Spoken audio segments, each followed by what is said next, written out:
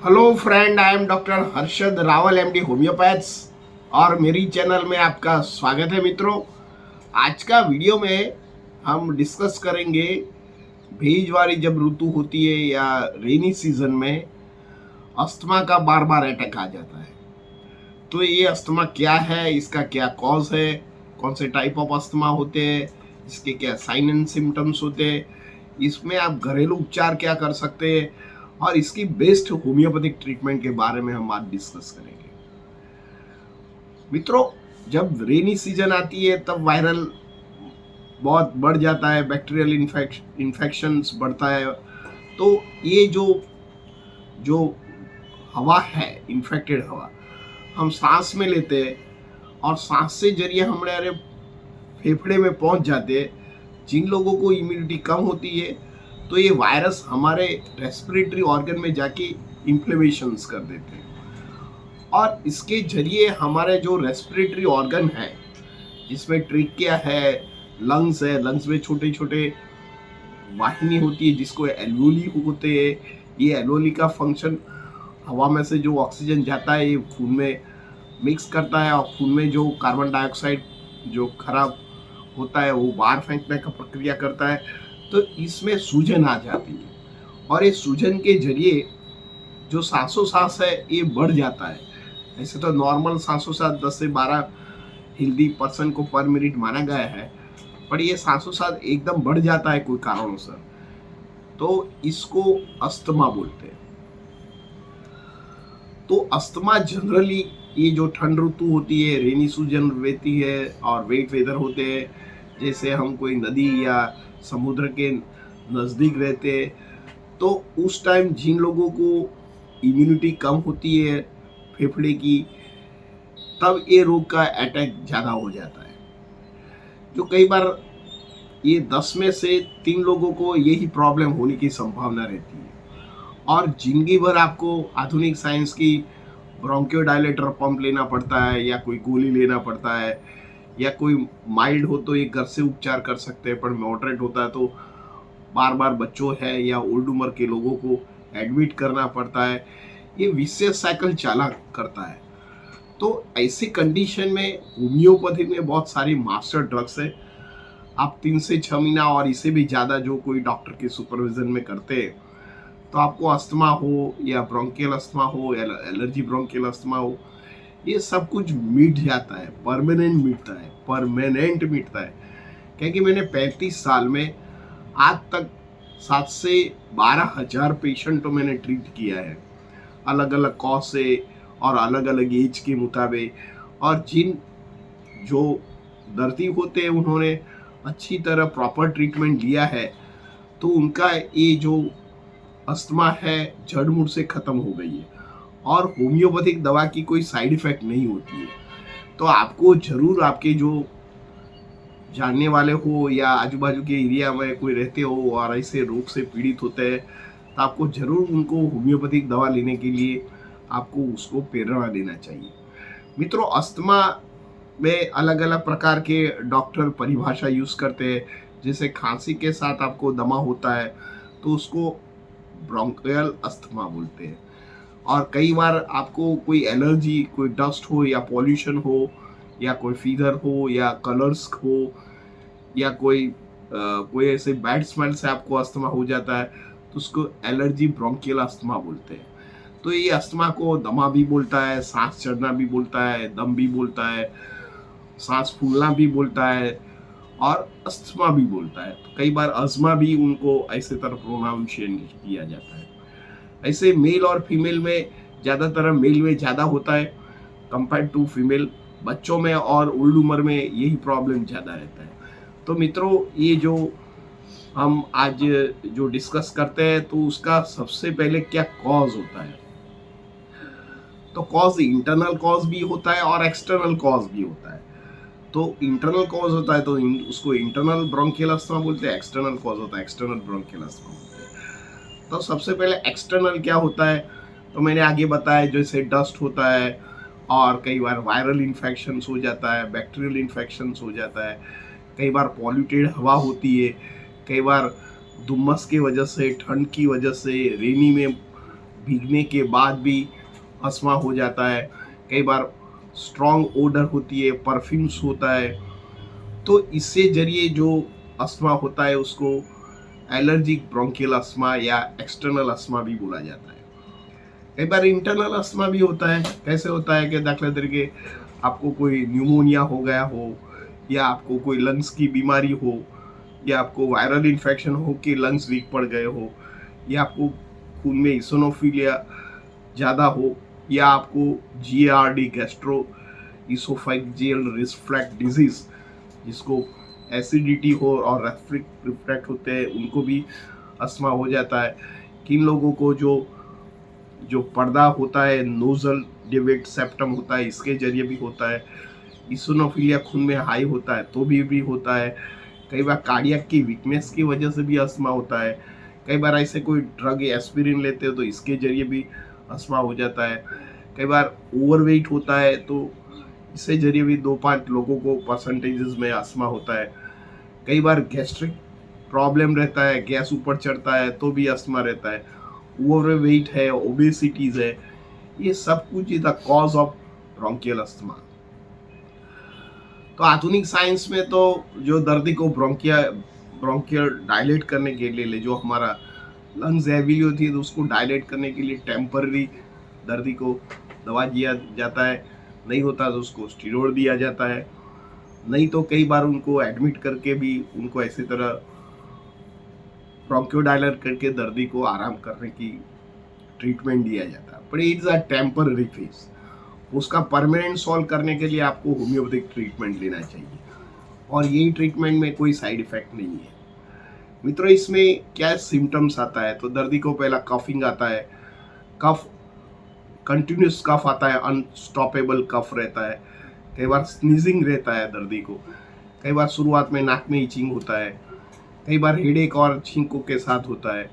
कई बार गला में खिसखिस होता है। कई बार गला में ड्राइनेस फील होता है, टाइटनेस हो जाता है, चेस्ट पेन कॉम्प्रेशन होता है, सांस फूलने लगता है, और दर्दी को थोड़ा भी कफ निकले तो ही आराम लगता है। ऐसे एलर्जी ब्रोंकियल अस्थमा में हो जाता है। कई बार गैस्ट्रिक रिफ्लक्स के कारण दर्दी को थोड़ा भी कफ निकले अच्छा हो जाता है, और क्या वॉमिटिंग के बाद भी दर्दी को अच्छा लगता है, टाइटनेस लगता है, कई बार फीवर आ जाता है, फटीग हो जाता है, दर्दी को वीकनेस फील होता है, स्लीपलेसनेस हो जाता है, और शरीर में से ठंडा और बदबूदार कई बार पसीना आता है। ऐसे तरह बच्चों को भी जब ये एलर्जी ब्रोंकियल अस्थमा का अटैक आ जाता है तो उसके जो होंठ होते हैं, फिंगर्स होते हैं, नेल्स होते हैं, ये ब्लूइश हो जाता है।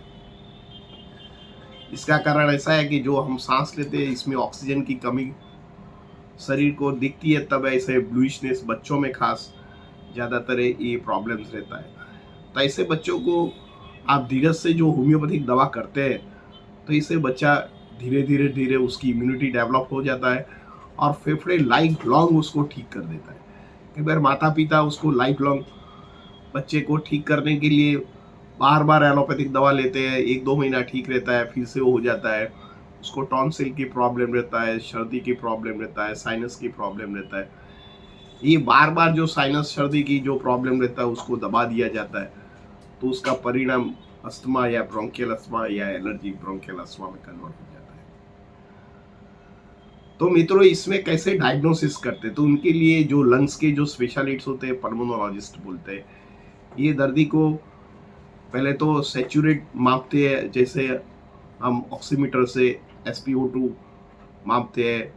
Second thing, lung function test कराते हैं, फूंक मारते हैं और लंग्स की कैपेसिटी जानते हैं। CBCS में इसोनोफिलिया का काउंट देखते हैं, कई बार इसोनोफिलिया ज़्यादा होता है तो ये भी प्रॉब्लम्स रहता है।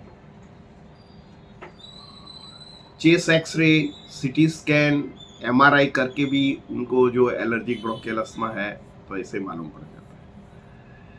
ये एडल्ट्स में होता है तो उसको एडल्ट्स अस्थमा बोलते हैं।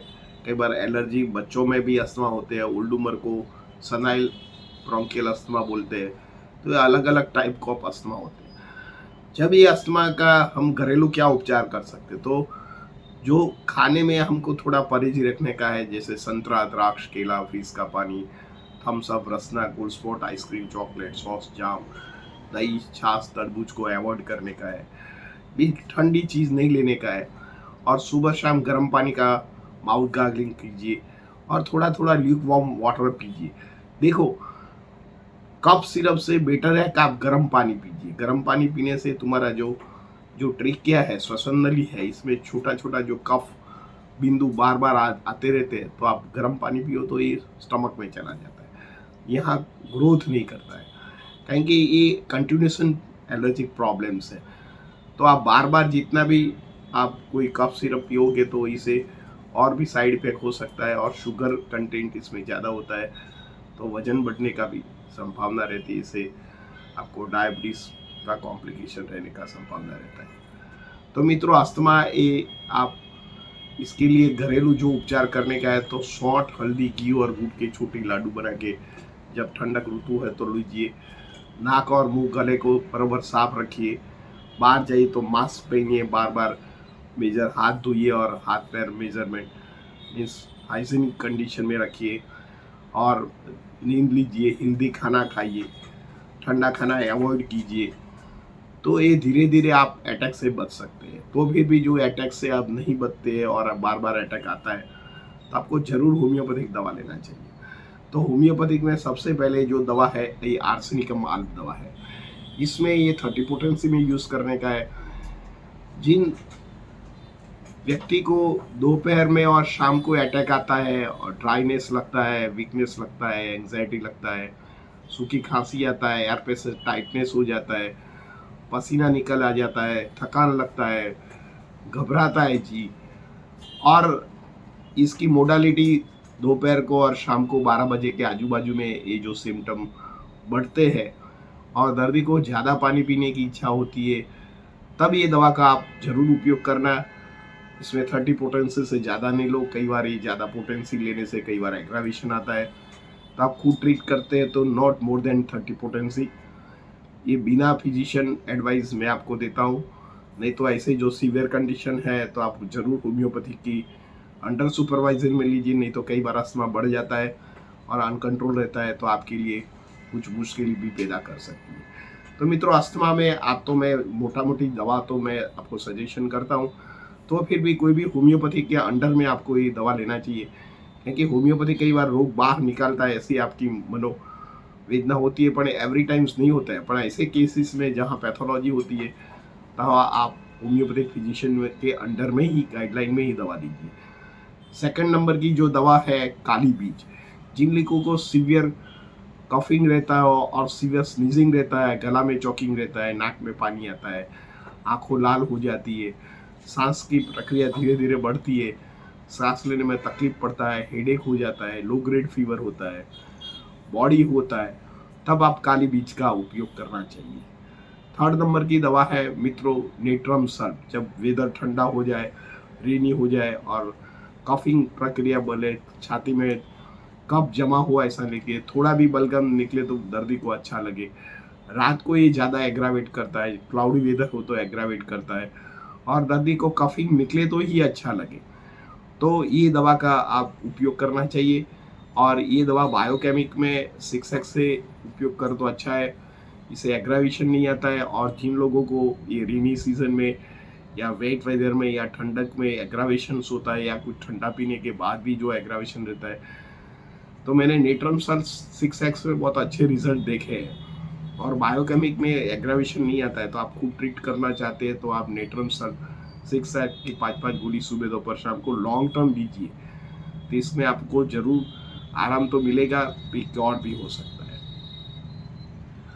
फोर्थ नंबर की जो दवा है कार्बोवेज। कई बार हमारा एयर पैसेज कॉन्स्ट्रिक्टेड हो जाता है, सांस लेने में तकलीफ होता है, नौशिया रहता है, वॉमिटिंग जैसा रहे, छाती में गड़बड़ रहे, वॉमिटिंग जैसा हो जाए, और थोड़ा भी डकार आए तो दर्दी को अच्छा लगे, भूख नहीं लगे, पेट में गैस्ट्रिक प्रॉब्लम रहे, कॉन्स्टिपेशन रहे, इसके जरिए दर्दी को हेडेक हो जाता है, बॉडी हो जाता है, एंग्जाइटी रहता है, गुस्सा कर देता है, तब आप कार्बोवेज 30 पोटेंसी का उपयोग करना चाहिए। मित्रों, लास्ट एंड बेस्ट मेडिसिन है इपिकेनम। मित्रों, इपिकेनम में जिन लोगों को सांस की बीमारी तकलीफ रहती है, एक्सटर्नल कोई एलर्जी हो, कोई पॉल्यूटेड हवा हो, या कोई फीदर्स हो या कलर्स या बैड परफ्यूम्स हो या कोई भी बैड एयर हो और इसके जरिए भी एलर्जी हो जाए, कई बार डिवेट सेप्टम हो, नेजल पॉलिप्स हो, और कई बार नोज की चैम्बर में